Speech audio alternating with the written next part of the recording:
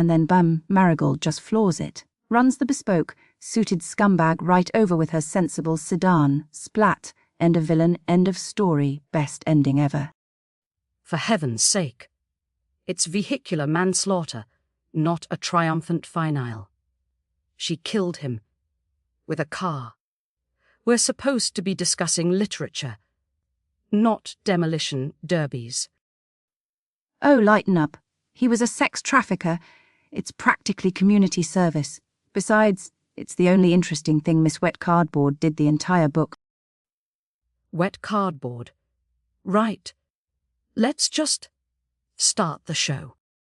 Welcome back to Heart.Book Radio, the show that dissects literature, sometimes with a chainsaw.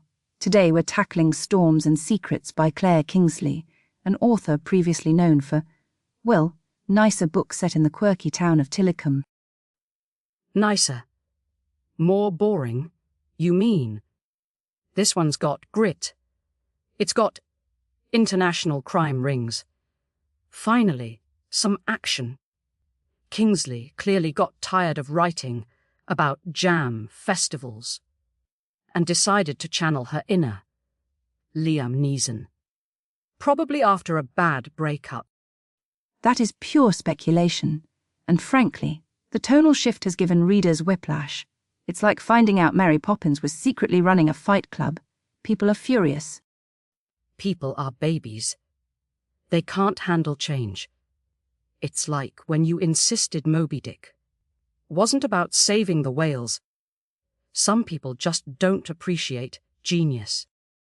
It's about obsession, revenge, and the terrifying indifference of nature. You absolute walnut. Not Greenpeace. Can we please focus on this book? Fine, fine. Let's talk about Zachary man-child haven. This guy ignores the supposed love of his life for, 10 years? Because of some dumb high school prank he pulled. My cousin Barry is more emotionally mature, and he still lives in his mom's basement and collects novelty bottle caps. Zachary's avoidance is problematic. It speaks to a profound immaturity, a refusal to take responsibility. He hides behind jokes, resorts to petty sabotage against his rival. It's textbook Arrested Development, though the electrocution scene was memorable. Memorable. He got zapped into having feelings. Forget therapy. Just stick your finger in a socket. Cheaper, faster. And Marigold. Oh boy. Personality of wet cardboard is putting it mildly. She dreams of Mr. Darcy, but falls for the first rich creep in a fancy suit who flies her in a helicopter. Honey. Red flags are waving. I wouldn't call her wet cardboard. Perhaps overly trusting, naive. Her passivity is frustrating, certainly. She complains about her dad replacing her appliances, which is objectively odd, but seems utterly blind to Preston. The villain being, well, it's almost too obvious. Almost? The guy practically twirls his mustache while monologuing about his evil plans. And the romance? What romance? They go from 0 to I love you, faster than I demolish a plate of nachos. There's more sexual tension between me and my mailman. The pacing of the central relationship is abrupt. Kingsley seems more interested in the thriller plot than the connection between Zachary and Marigold, which, given the subject matter, is perhaps understandable, but ultimately unsatisfying for a romance novel. Unsatisfying. It's non-existent. I bet their idea of foreplay is alphabetizing the spice rack. Probably Zachary's idea. While wearing footy pajamas. Let's move on before I require medical attention. The core issue is the jarring juxtaposition. You have this established, cozy small town. Tillicum, beloved by fans for its charm. And then bam, sex trafficking. It's brilliant, keeps you on your toes, like finding a scorpion in your cornflakes. It's not brilliant.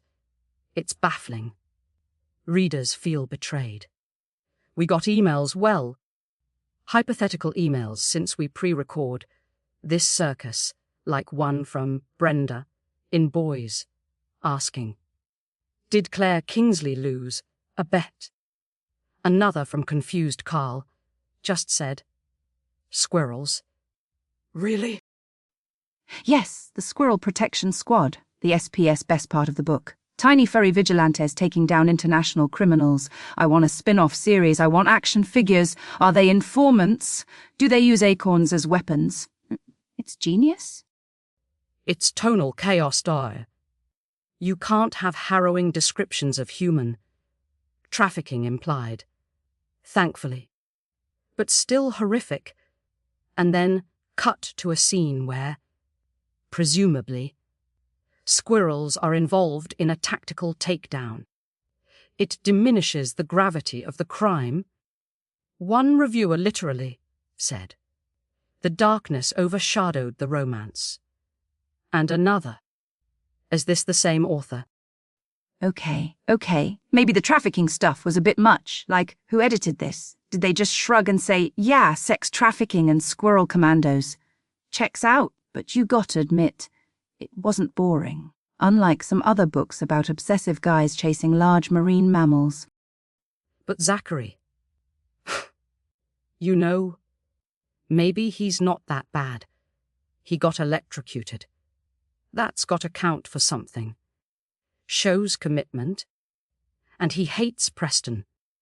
Anyone who hates Preston can't be all bad, even if he did act like a 12-year-old for a decade. You're changing your opinion mid-sentence. He's deeply flawed. And Marigold running Preston over, if she were a sandwich, what kind would she be? Easy. Plain white bread. No crusts. Maybe a smear of mayonnaise if she's feeling spicy. But the car adds one. A layer of unexpected roadkill. So, a mayo sandwich with a hint of vengeance. That's horrifyingly apt. The book tries to be a thriller and a romance and a quirky small-town story, and it arguably fails at all three by smashing them together so clumsily. All right, time for the verdict. Using our patented scale of reader outrage, I give Storms and Secrets 4 out of 5 blindsided fan fury emails. It's a mess, tonally incoherent, and does a disservice to serious subject matter. Are you kidding? This book is amazing because it's a disaster. It's got man-children, cardboard heroines, obvious villains, electrocution, epiphanies, vehicular justice, and crime fighting squirrels. I give it 9 out of 10 squirrel commandos. Pure, unadulterated chaos. Read it for the sheer what the heck factor. Completely contradictory, as usual. Join us next week when we tackle My Roommate is a Sentient Mold Spore and He Stole My Heart and My Casserole Dish. Sounds steamy. I need a new job. Until then, you've been listening to Heart Book Radio. Try not to run anyone over.